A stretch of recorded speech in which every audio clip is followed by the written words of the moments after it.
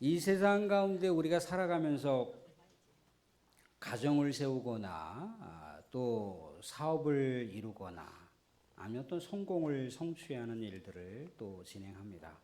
그것을 진행하다 보면 열매를 맺는 경우도 있고 또 기대하고 소망한 대로다가 우리의 이름을 알리는 경우도 생기기도 하고 우리의 명성과 명예를 얻기도 할 수 있다는 거예요.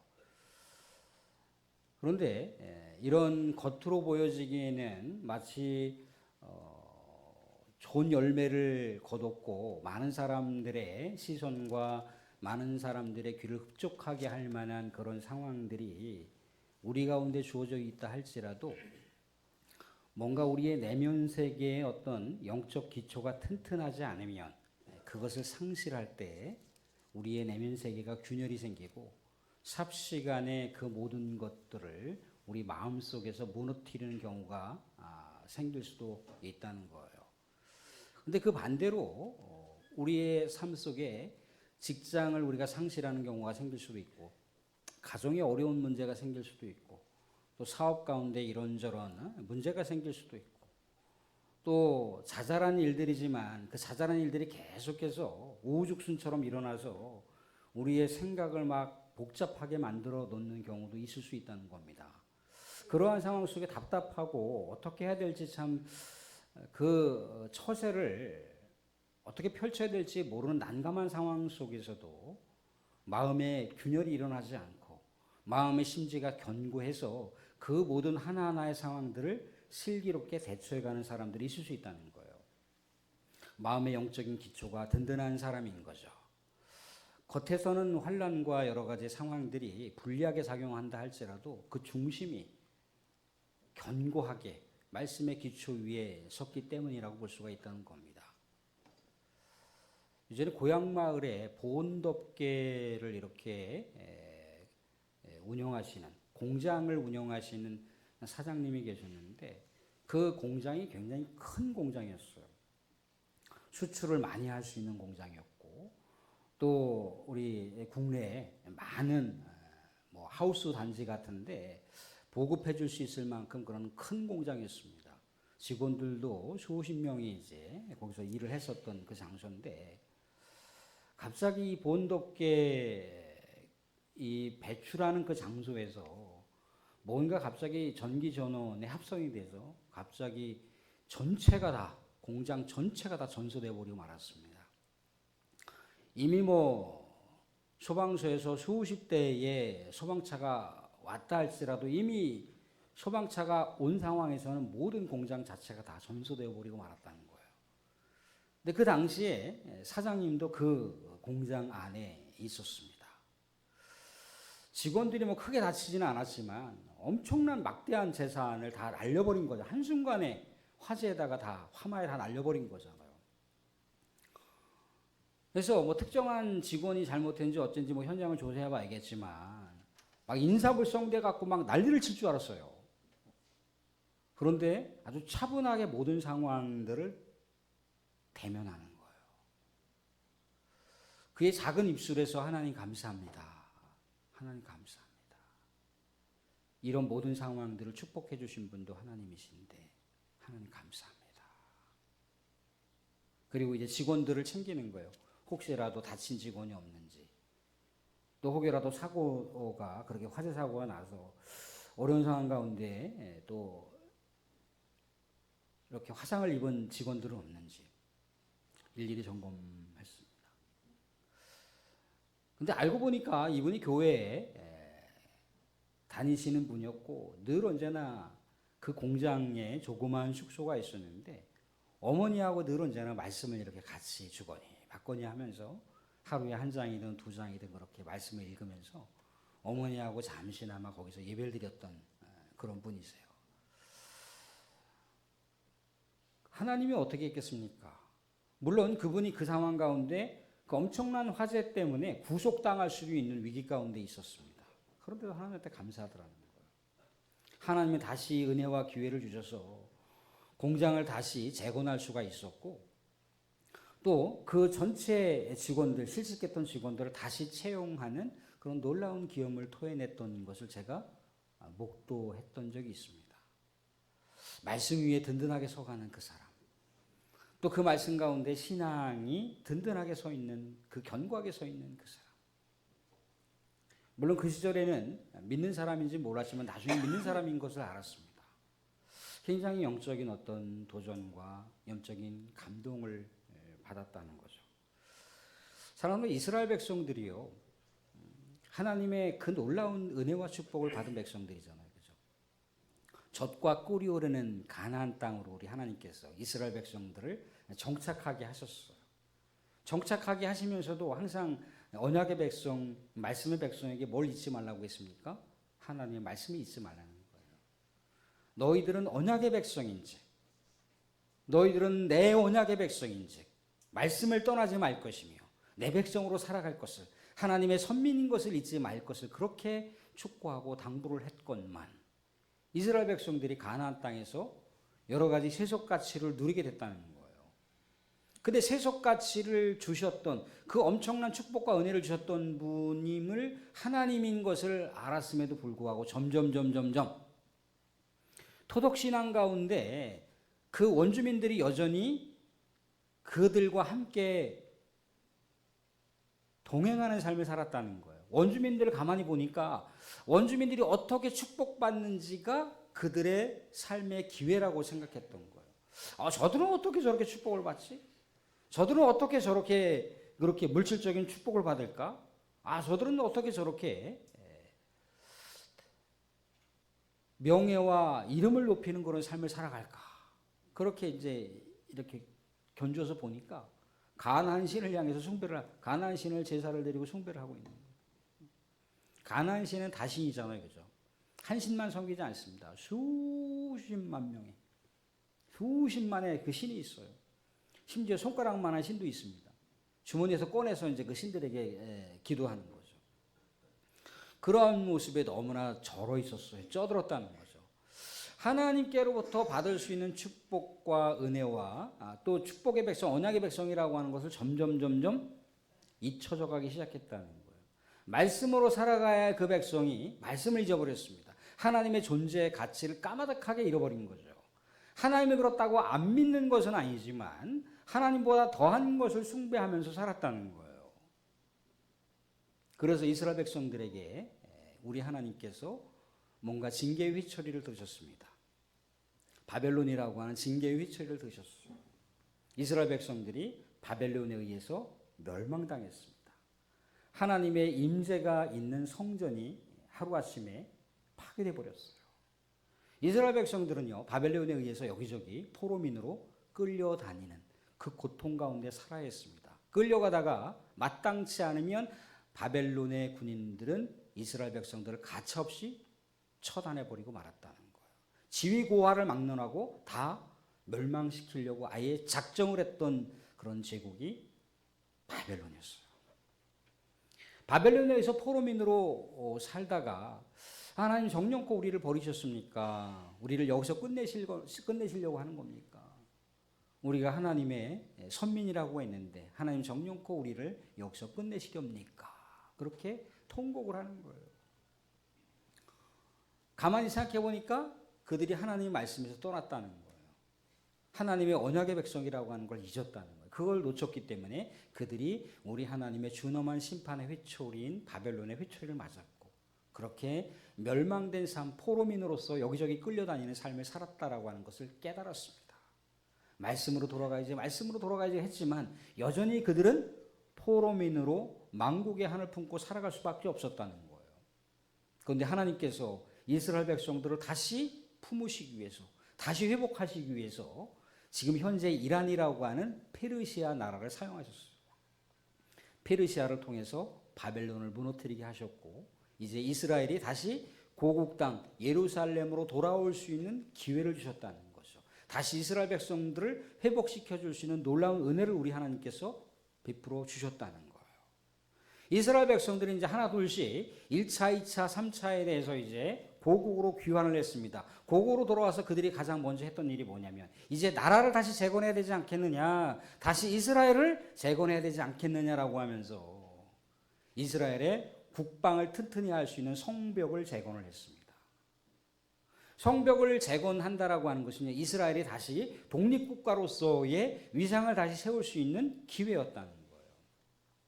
하나님의 놀라운 기적으로 그것을 수년에 걸쳐서도 할 수 있는 일들을 단 몇 개월 만에 그것을 해치웠습니다. 하나님께서 놀라운 은혜들을 이스라엘 백성들에게 부어주신 거죠. 이스라엘 백성들은 알았습니다. 우리가 다시 이스라엘이 재건할 수 있는 것은 이렇게 성벽을 재건함을 통해서 이스라엘이 재건되는 것이 아니라 하나님이 이스라엘 백성들과 함께 하셔야 우리 하나님의 말씀으로 다시 우리가 영적으로 재건되어야 이스라엘이 재건될 수 있다라고 하는 것을 생각했다는 거예요. 그래서 오늘 말씀 가운데 보면 초막절에 이스라엘 백성들이 모였습니다.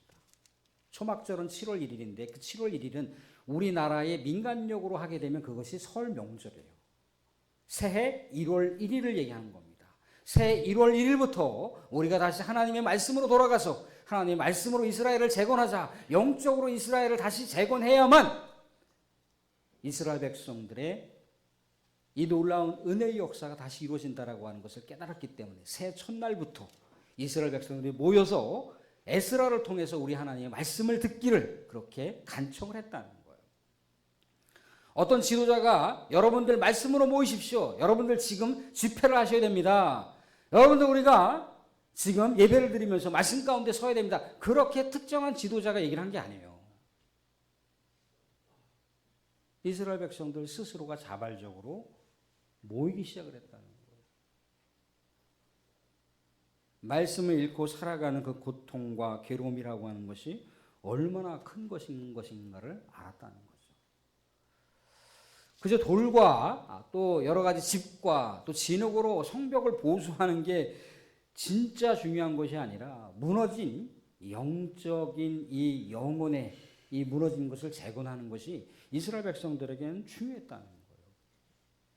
그래서 새벽부터 정오까지 12시간 동안 말씀을 통독했어요. 그런데 그 자리를 떠나지 않았다는 겁니다. 얼마나 말씀 가운데 굶주렸고 얼마나 말씀 가운데 배고팠으면 그렇게 새벽부터 12시까지 말씀을 전하는데 그 자리를 떠나지 않았겠습니까? 사랑하는 세상에요. 하나님의 말씀을 전하는 그런 내용들이 많이 있어요. 그렇죠? 여러분들 아시지만 인터넷 같은 데 들어가 보세요. 얼마나 많이 말씀이 난무하는지 몰라요. 유튜브를 들어가 보세요. 얼마나 많은 말씀들이 있습니까? 물론 그런 것을 통해서도 여러분들이 은혜를 받을 수 있어요. 그런데 여러분들 말씀은요. 여러분들 능동적으로 은혜를 받아야 돼요. 누군가가 전하는 것을 통해서 은혜 받을 수도 있지만 여러분 스스로가 말씀을 통해서 은혜 받을 수 있는 역량을 키워야 돼요. 이스라엘 백성이 자발적으로 모였다고 하지 않습니까? 물난리가 나는 그 홍수 가운데 진짜 마실 물이 없다고 하잖아요. 그죠? 여러분들 대형교회에 가서 말씀을 전하시는 목사님들, 그분들 말씀을 전하실 때 은혜가 되죠. 그죠? 그런데 여러분들 몇 년 동안 대형교회 누구누구 목사님 말씀을 들으십니까? 그렇지 않다는 거예요. 잠깐 유행할 정도. 그 목사님 말씀 괜찮대. 잠깐 들어요. 몇 년 동안 들으십니까? 그것도 그분의 말씀을 딱 여러분들 정자세를 딱 취하고 귀를 쫑긋 세우고 내가 오늘 은혜 받아야지. 그렇게 합니까? 틀어놓잖아요. 그냥 틀어놓고 할 일 다 하잖아요. 그죠? 그게 진짜 말씀이 아니라고요. 오늘 말씀 가운데 이스라엘 백성들은요. 오늘 하나님의 율법책 위에 귀를 기울였다라고 그랬잖아요. 그죠? 기울였다라고 하는 단어가 없어요. 우리나라 이 한글 번역에만 나와 있지. 율법책은 지금 누가 갖고 있습니까? 에스라가 갖고 있어요. 에스라가 그 율법책을 낭독하고 있는 거예요. 그런데 그 율법책 귀에 그 율법책에 귀를 갖다 댔다는 얘기는 뭐냐면 그 한마디도 놓치지 않기 위해서 그 한마디도 잃어버리지 않기 위해서 그 말씀을 한마디라도 더 붙들기 위해서 그렇게 했다는 거예요. 온 마음과 온 정성을 다 집중했다는 얘기예요. 여기 성경을 풀이하거나 그런 거 없어요. 그냥 해석을 해줬을 뿐이에요. 성경 자체, 율법책 자체가 히브리어로 표현되어 있고 그 당시에 백성들은 아람어를 쓰기 때문에 그 말씀을 뭐 해설하고 풀이해주고 그럴 것도 없어요. 그냥 읽었단 말이죠. 읽었단 말이에요. 그런데 이스라엘 백성들은 그 말씀 가운데 은혜를 받더라는 거예요. 그들이 어떤 삶을 살아왔는지를 알잖아요. 말씀을 잃어버렸던 삶. 그래서 그 말씀을 다시 심령에 새기기 위해서 그렇게 모였다는 거예요. 자발적으로 우리 하나님의 말씀을 듣고자, 자발적으로 우리 하나님의 말씀 가운데 살아가고자, 우리 하나님의 말씀을 그들이 읽고 듣고 또 깨우쳐야만 그들의 영적인 갈급함이 해갈된다라고 하는 것을 알았기에 다시 그들이 영적인 무너진 자리를 말씀을 통해서 다시 재건해야 된다라고 하는 것을 알았기 때문에 이스라엘 백성들은 우리 하나님의 말씀을 새벽 첫날부터 새해 첫날부터 그렇게 말씀을 붙들고 살아가기를 촉구했다는 거예요.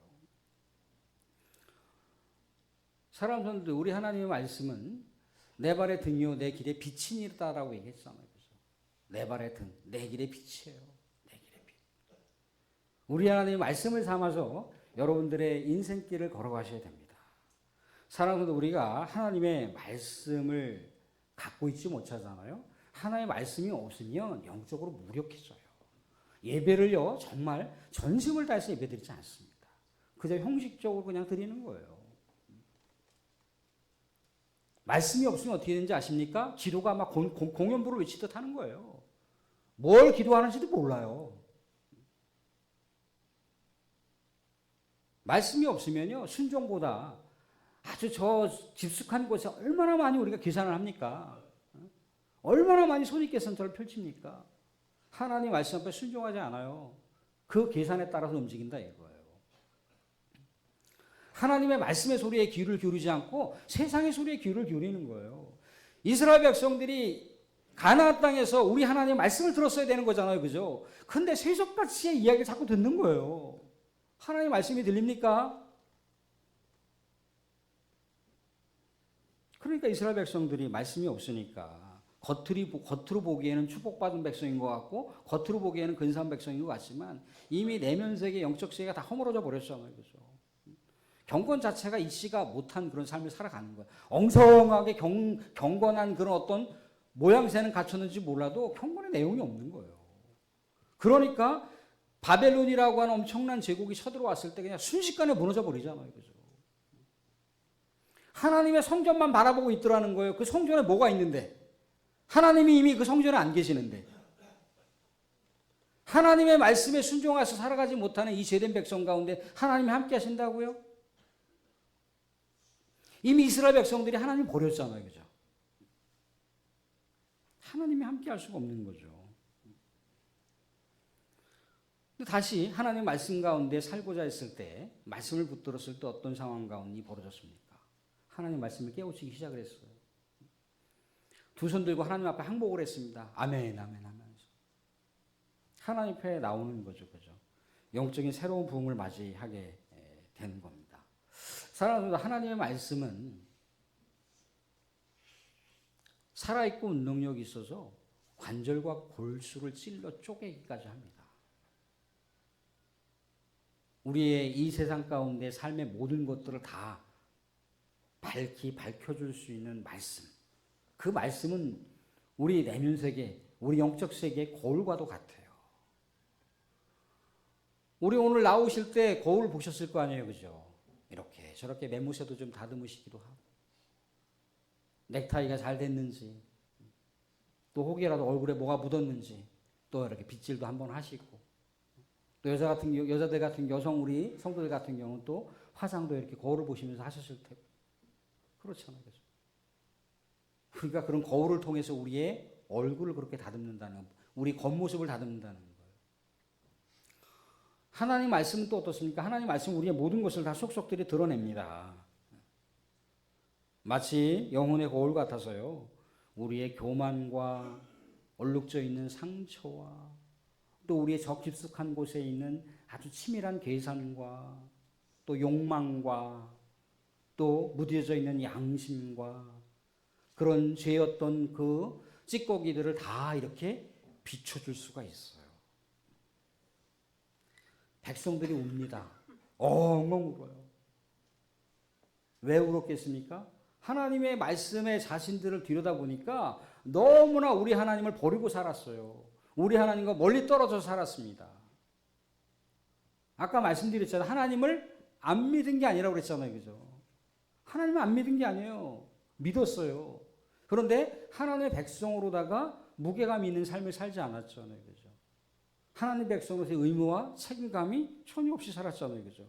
이들의 눈물은요, 그냥 마음속에 복받쳐서 감정적으로 우는 눈물이 아니에요.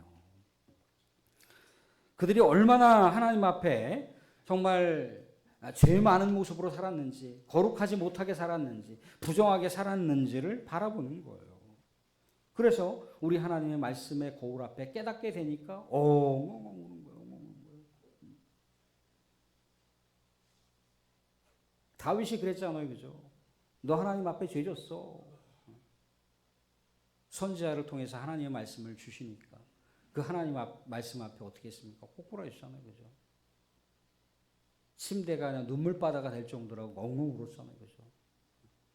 잘못했기 때문에 눈물을 흘린 것이 아니라 하나님께만 영광 돌리면서 살았던 다윗인데 하나님의 영광을 다 파괴해버리고 말았다라고 하는 것에 너무나 통에 자복한 거예요.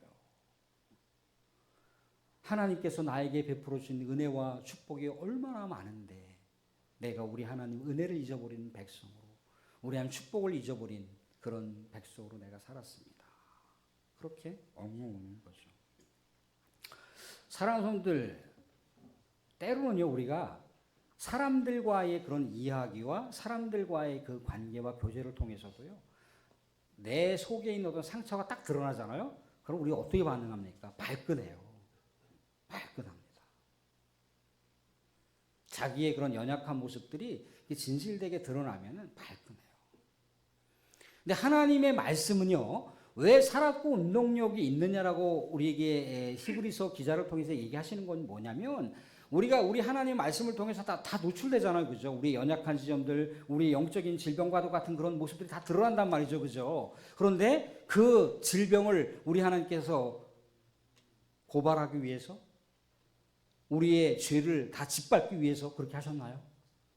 고치시기 위해서 그렇게 하셨다는 거예요. 고치기 위해서. 회복시켜 주시기 위해서. 오늘 새벽에도 말씀드렸지만 병원에 가서 어디 진료를 받을 때 여기 아프고 저기 아프고 다 낱낱이 다 얘기하잖아요. 그죠? 의사가 당신 보니까 여기 종양이 하나 있어. 에? 암이야. 아 여기 보니까 혈관이 막혔어. 이대로 가다가 동맥경 왔다면 큰일 나. 의사가 그렇게 진단하는 건 뭡니까? 치료해 주려고 하는 거잖아요. 정확한 진단을 요하는 거잖아요. 그죠? 정확한 진단을 요하는 거잖아요. 우리 하나님의 말씀을 통해서 우리의 스스로의 내면 세계를 조명받는 것, 진단받는 건 뭐예요? 우리 하나님께서 회복시켜 주시는 분이니까, 우리 하나님께 치료해 주시는 분이니까, 우리 하나님께 우리를 새롭게 하시는 분이니까 우리가 말씀 가운데 나가야 되는 거예요. 말씀 덮어놓고 살지 마십시오.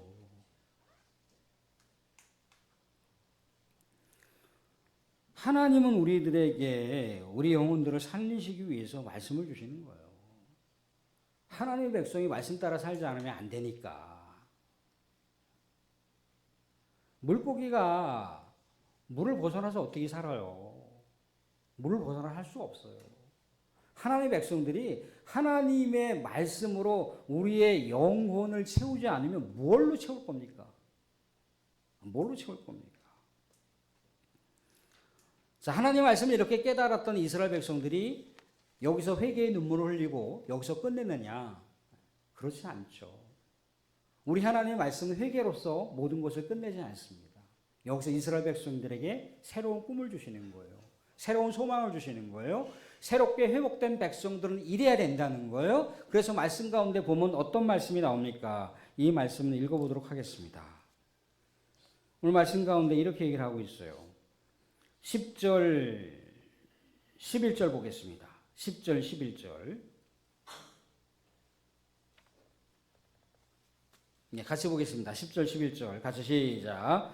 느헤미야가 또 그들에게 이르기를 너희는 가서 살진 것을 먹고 단 것을 마시되 준비하지 못한 자에게는 나누어 주라. 이날은 우리 주의 성일이니 근심하지 말라. 여호와로 인하여 기뻐하는 것이 너희의 힘이니라 하고 레위 사람들도 모든 백성을 정숙하게 하여 이르기를 오늘은 성일이니 마땅히 조용하고 근심하지 말라 하니. 그러면서 그 다음 장면은 모든 백성들이 같이 오찬을 나누고 만찬을 나누는 장면입니다.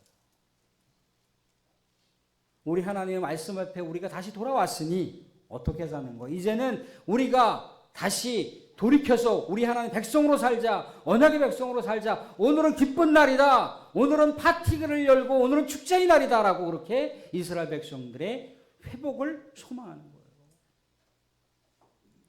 미처 준비하지 못한 자, 먹고 즐기는 시간 가운데 미처 준비하지 못한 자가 있다는 거예요. 그들에게도 나눠주라는 거죠.